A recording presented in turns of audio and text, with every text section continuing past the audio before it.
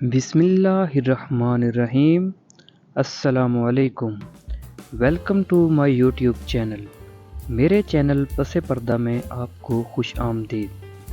حاضر خدمت ہوں ایک نئی کہانی کے ساتھ، امید ہے سن کر اچھا لگے گا۔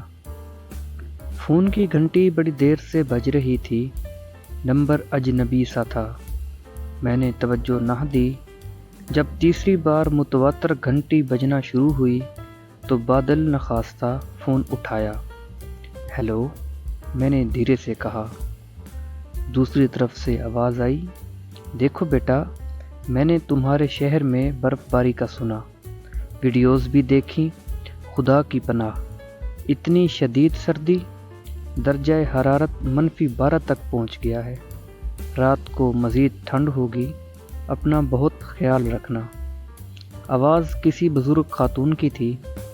میں نے روک کر بتانا چاہا کہ محترمہ، یہ غلط نمبر ہے، آپ شاید کہیں اور فون کرنا چاہ رہی تھیں، مگر انہوں نے موقع ہی نہیں دیا۔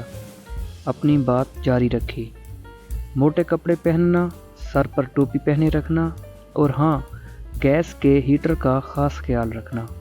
رات کو سوتے ہوئے والو بند کر لینا۔ میں نے ہیٹر کی طرف دیکھا جو اب بمشکل ٹمٹما رہا تھا۔ اس شدید ٹھنڈ میں اگر گیس چلی گئی تو رات کاٹنا مشکل ہو جائے گی، میں نے سوچا۔ دوسری طرف سے ہدایات کا سلسلہ جاری تھا، اور ہاں، اصل بات تو میں بھول ہی گئی۔ بیٹا، میرا ایک کام تو کرو۔ میں نے کہا، جی کہیے۔ اب میں نے ان کی باتوں کو غور سے سننا شروع کیا۔ وہ ایسا ہے کہ ایک بہت ہی بوڑھی خاتون بزرگ ہے، میرے قبیلے سے، کلی کیمپ سے آگے، کوہ مہر دار کے دامن میں رہتی ہے، اکیلی ہے، نظر بھی کمزور ہے، لاوارث ہے۔ اس خون جما دینے والی ٹھنڈ میں خدا جانے کس حال میں ہوگی۔ تم مہربانی کرو، اس کی خبر لو، کچھ گرم کمبل لحاف وغیرہ اس تک پہنچا دو۔ میں تمہیں اس کی رہائش کا پتہ بتا دیتی ہوں۔ میں نے چاہا کہ انہیں روک کر بتا دوں کہ بی بی آپ نے نہ جانے کہاں رنگ کیا، میں تو آپ کو جانتا تک نہیں۔ پھر نہ جانے کیوں ایسا نہ کر سکا، اور خاتون کے بتائے ہوئے ایڈریس کو ذہن نشین کرتا رہا۔ خاتون نے ڈھیر ساری دعائیں دیتے ہوئے فون منقطع کر دیا۔ اب میرے ذہن نے کام کرنا شروع کیا تو مجھے یہ سب خواب سا لگا۔ حیران تھا کہ میں یہ سب سنتا کیوں رہا۔ جی چاہا فون کر کے معذرت کر لوں کہ محترمہ سوری، آپ نے رانگ نمبر پہ فون کیا، لیکن ایسا نہ کر سکا۔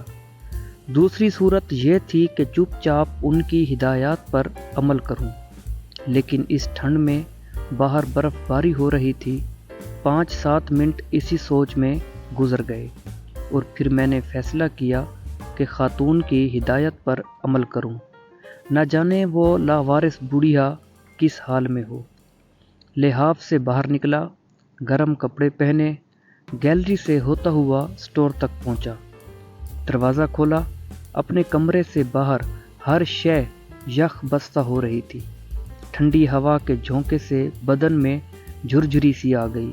ایک گرم لحاف، 2 چادریں، تکیہ وغیرہ لے کر باہر آیا، سامان گاڑی میں رکھا، کانپتے ہاتھوں سے گیٹ کھولا۔ باہر برف کے گولے بارش کے پانی کے ساتھ زمین پر تہ جمانے کی ناکام کوشش کر رہے تھے۔ گاڑی نے سٹارٹ ہونے میں تھوڑا وقت لیا، اور تھوڑی ہی دیر میں چھاؤنی کے گلستان روڈ پر رواں دواں تھا۔ موڑ مڑتے ہی زمزمہ مارکیٹ آ گئی۔ سوچا کچھ کھانے کا سامان بھی لے لوں۔ میر قلم کے سٹور سے، جو میر قلم کے کھوکھے کے تسلسل میں اب ایک سٹور کی شکل اختیار کر چکا تھا، کچھ بیکری کا سامان ساتھ لیا اور گاڑی کلی کیمپ کے راستے پر ڈال دی۔ خاتون کا بتایا ہوا ایڈریس مجھے یاد تھا، بلکہ پورا علاقہ میرا دیکھا بھالا تھا، اور اگر میری یادداشت ساتھ دے رہی ہو تو چند سال پہلے میں نے ایک بڑھیا کو چند جانوروں کو ہانک کر اوپر پہاڑ کی جانب جاتے دیکھا تھا۔ حیران تھا کہ اس انتہائی حساس علاقے میں یہ مری قبیلے کی خاتون کیسے رہائش پذیر ہے۔ معلوم ہوا چھاؤنی سے اوپر کے علاقے میں مری قبیلہ آباد تھا، اسی لیے اسے آج بھی مری آباد کے نام سے پکارا جاتا ہے۔ قبیلہ یہاں سے چلا گیا، لیکن اکا دکا لوگ اب بھی پہاڑ میں غار بنا کر رہتے ہیں۔ سیکیورٹی پر اپنی شناخت کراتے ہوئے میں کچھ ہی دیر میں اس غار کے دہانے پر تھا جس کی نشاندہی خاتون نے کی تھی۔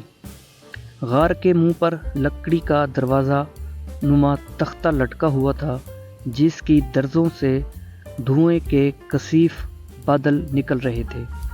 ایک پتھر سے دروازے کو کھٹکھٹایا، جواب نہ پا کر کواڑ کو دھکیلا۔ گھپ اندھیرے میں ایک بلی میاؤں میاؤں کرتی باہر نکل آئی۔ میں نے پوچھا کوئی ہے؟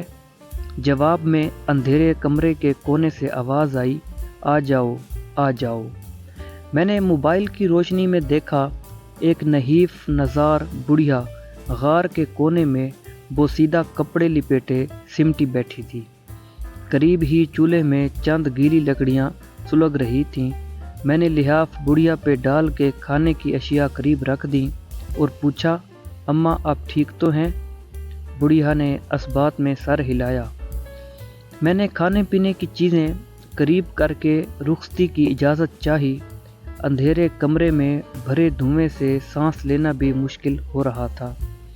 بڑھیا نے آسمان کی طرف ہاتھ اٹھا کر مجھے دعا دی اور جانے کی اجازت دے دی۔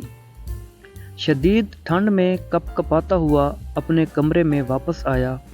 کچھ ٹھنڈ اتری تو چاہا کہ خاتون کو بتا دوں کہ ان کی ہدایت پر عمل کر آیا ہوں۔ موبائل پر آئے ہوئے نمبر پہ رنگ کیا۔ دوسری طرف سے کمپیوٹر کی آواز آئی، آپ کا مطلوبہ نمبر درست نہیں، شاید غلط نمبر ڈائل ہو گیا ہو۔ میں نے دوبارہ نمبر ڈائل کیا، 2 بار، 3 بار، 4 بار، لیکن جواب ہر بار ایک ہی تھا۔ آج اس بات کو گزرے 1 سال سے زائد کا عرصہ ہو چکا ہے، اب بھی میں کبھی کبھار یہ نمبر ڈائل کر لیتا ہوں، جواب وہی پرانا، آپ کا مطلوبہ نمبر درست نہیں۔ دوستو، یہ ایک پراسرار کہانی تھی۔